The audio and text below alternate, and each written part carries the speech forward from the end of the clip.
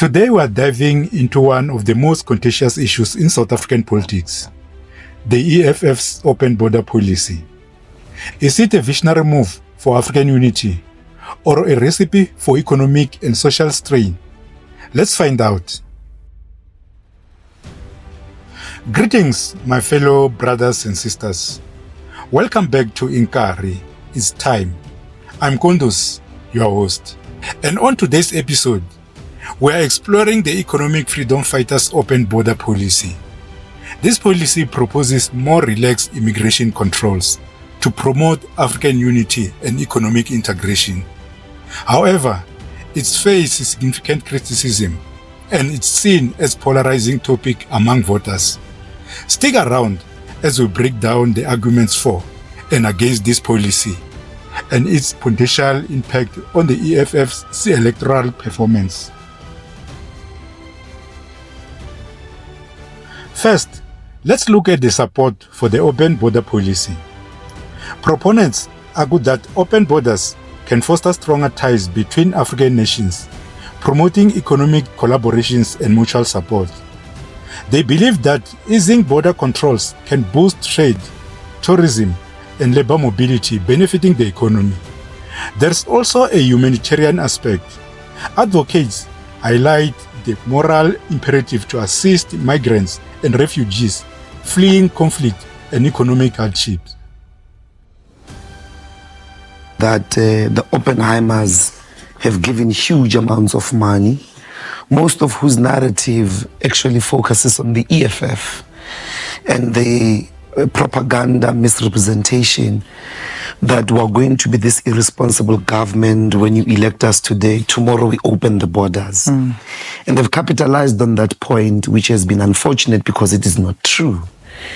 The EFF has a very well-articulated policy in its founding manifesto about regional integration in the interest of economic development, in which there is a gradual integration of the region, specifically because of the untapped African markets, over 1.2 billion population that is there, an untapped market, that if you're going to have an economic strategy that you produce goods, which will be a big solution to unemployment, you've got to look into the continent for the selling of those products. And this has been the saddest thing in these elections, is the amount of money white monopoly capital has dedicated to a plethora of outfits, of political parties, huge amounts of money, millions that have been poured by them because they are scared of change. But there are strong criticism as well. Opponents argue that an influx of migrants can exacerbate unemployment and strain job markets, especially in a country with high unemployment rates like South Africa. There are concerns that increased immigration could strain public services and infrastructure, including healthcare, education, and housing. Many critics also claim this policy has alienated some potential voters who might have supported the EFF if not for their stance on immigration. So, has this policy really cost the EFF votes? It's a topic of debate. While direct evidence is hard to pinpoint, several factors suggest it might have influenced voter behavior. Immigration and border controls are sensitive issues in many countries. Voters concerned about job security and resource allocation might be less inclined to support a party advocating for open borders. Some voters have expressed dissatisfaction, stating they would have considered supporting the EFF if not for this policy. So we've got to obviously make a fundamental distinction between immigration and regional integration. We will never wake up in the morning and say, treat visitors badly. That doesn't mean people should abuse the generosity of the South African spirit. Whether you come from Nigeria, whether you come from Pakistan, if you bring nonsense into South Africa, the EFF government will be the toughest on crime. It also doesn't mean that there mustn't be documentation of migrants, of immigrants. There should be, because otherwise how would you administer a country if you don't know who is in the country? But that is separate from the question of regional integration. All the water that we drink here in Johannesburg comes from outside the country. We've got huge electricity problems. The biggest solutions to that are immediately in Mozambique. But I'm saying that from an economic developmental point of view, you wouldn't want to develop in isolation. You won't be successful. And that particular position has been abused by many people in these liberal right-wing outfits to try and discredit the EFF. South African people should know that we're not part of that nonsense of, irresponsibly opening the borders, encouraging undocumentation. We will document people. Regional integration is going to be gradual with the consent of other peoples of the continent, with the consent of other governments of the continent, which is important because if there are centralized database systems, Leanne, you won't commit a crime in South Africa and run to Mozambique. If there is regional cooperation, we've got access to whoever it is in the continent, their DNA, and so on and so forth. You can't mess up with the hope that you will go somewhere and not be found. That's what's important. It is in the interest of the stability of South Africa, it's in the interest of the economic success of South Africa that there is a proper regional economic and trade strategy that all of us as the continent work together to achieve. So, no, the EFF, by the way, has never advocated for illegal immigration into South Africa. We are of the view that everyone else must be documented, but by the fact that there are people who are here, we cannot then mistreat them because they've come in illegally.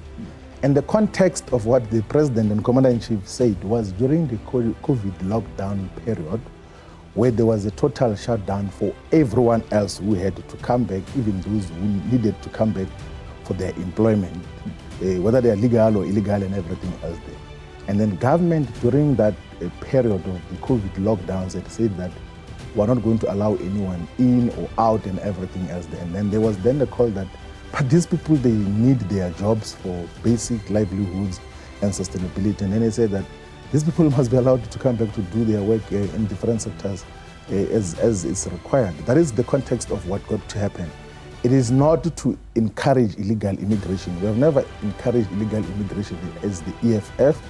What we say categorically clear, and we're not even fearful of any contradiction in that regard, is that we cannot mistreat immigrants in our country, particularly from the African continent, because it looks like the pattern is to just mistreat and to altogether look in a different way on mostly African immigrants into South Africa, because there are so many people from different parts of the world in South Africa, but it's only African immigrants who are exposed to xenophobic, hateful, Afrophobic nonsense that we can never associate with as the EFF. Yeah. One of the things which, by the way, we have raised in the EFF, even if you look into the founding manifesto of the EFF, which was adopted in 2013, we highlight the fact that we need to have legislative framework that protects everyone else who is in South Africa, whether they are here lawfully or unlawfully, because the capitalists, and mostly in the construction sector,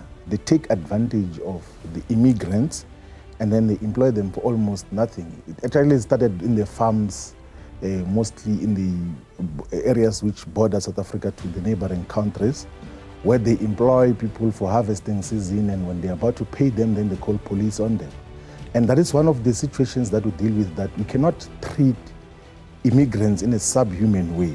That is what we actually always resonate, and most people get to misunderstand the position of the EFF, that we are for protection of human lives and humanity in its entirety, because to treat people in a negative and bad way because they do not have the immediate legislated rights is just immoral. It's totally unacceptable, and it's one of the issues. And if you look into our immigration policies, we always emphasize the centrality that let's protect all human lives, even give access to healthcare and basic needs that are needed at all costs, and must even have protection of the labor rights as well. But also there has to be constant inspection as to who gets employed into these sectors that can expose people's lives to danger or to altogether perish in terms of what gets to happen. So it's one of the issues that we have historically raised, that if you do not protect immigrants,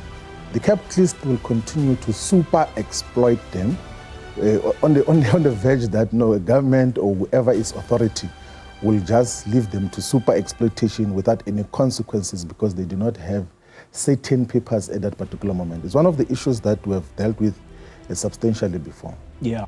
Setsi, I just want to ask in relation to foreign policy. People come to our country under the auspice of asylum seeking. They open spaza shops, sell fake goods to our vulnerable communities. What is the EFF stance in relation to that? Okay, thanks, Dolo. Nice and short. Well, we don't agree with fake and expired food. That's the bottom line. And we, as the EFF, from time to time at the branch level, we go visit the shops to check the expiry dates and all of that. My problem is that we now associate fake food and expired food exclusively to those ones who are found in the villages and in the township, as if those are the people who can sell such things. And SPAR, I said this publicly many times, they've never challenged me. SPAR sells expired food. But because it's white-owned, no one speaks about that. It's like, no, expired food is associated with these ones and all of that. South Africa has got a right to protect its own economy, including small businesses and all of that. We must not avail our own properties to these people and then complain after that these people have come to open spaza shops, because none of these people has forced anyone. Actually, in front of my grandmother's house, one of them is there. He was in a shop that we grew up. That shop was there. Then I don't know what happened. They fought. Then he went next door. If you look at the design of their shops, are the same, and the color, they're colorful. And people say, these people come here and do this. But my question is, you guys give them the space to do what they are doing. And then you come back to complain. Our foreign policy, especially with the African continent, is that this continent is one. It has always been one. And you can't say, I don't like apartheid, I don't like colonialism, but I support borders. The borders were imposed on us by the colonialists during the scramble for Africa. And therefore, in undoing the work of colonialism, the borders have to be done away with. And you can't say, when you do away with the borders, these people are going to come into South Africa because they are starving where they are. We are starving in Limpopo. There's no border between us and Gauteng. But we have not left our homes there, and Limpopo is peopleless because they went to Gauteng where there are resources, and because there is no border, they are flocking there. No one will ever abandon their countries to come here. All we are doing is, my sister, if you want to go to Nigeria to go and try some business opportunities or anything of that sort, wake up in the morning and go. Why are the Europeans allowed to do it?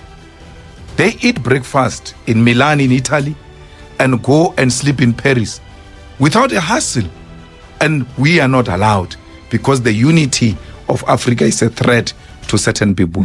There is no, and I say this all the time, they say, no, these foreigners take our jobs and all of that. I say, if we find a foreigner working here at Kaya FM, he didn't employ himself. He was employed by the bosses here. So you cannot fight this one. You have to fight the bosses that we must be given a preference, which we agree with. But let's not allow them to make us fight amongst ourselves, because they enjoy that. They hire foreigners and then they come to you and say, you can't get jobs because foreigners have taken jobs all over. But who employs these people? It's the same people who are saying foreigners have taken jobs. To accurately determine the impact, detailed voter surveys and electoral analysis will be necessary. Now, the EFF argues there are no borders in Europe. So why should there be in Africa? Are they right? Well, the comparison simplifies a complex issue. In Europe, the Schengen Agreement allows passport-free movement across many countries. But this is within a framework of extensive cooperation and alignment on policies.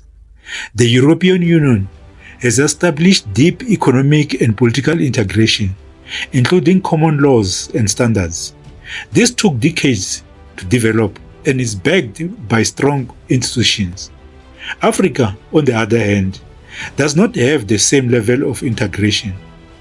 Regional organizations like the African Union and ECOWAS are making progress, but not to the extent of the EU. African countries have more varied economic conditions and development levels. Open borders could exacerbate issues like economic migration and strain resources in wealthier or more stable countries. Security challenges such as terrorism and weak law enforcement are also significant concerns. However, the aspiration for Pan-African unity is strong. Open borders align with ideals of solidarity and shared prosperity. If managed well, increased movement of people and goods could stimulate economic growth, create jobs, and enhance cultural exchange. But significant investment in infrastructure, policy alignment, and institutional capacity are needed. Addressing disparities between countries and ensuring equitable development is crucial to avoid social tensions. In conclusion, while the EFF's vision of borderless Africa draws inspiration from Europe's Schengen area, the context and readiness of African nations for such integrations differs significantly. Achieving this goal requires addressing numerous practical and systematic challenges. It's a complex issue with no easy answers. What do you think about the EFF's open border policy? Do you think it's a step towards a united Africa? Or are the challenges too great? Let us know in the comments below. Don't forget to like, share, and subscribe to Inkari. It's time for more insightful discussions on important issues. See you next time and take care.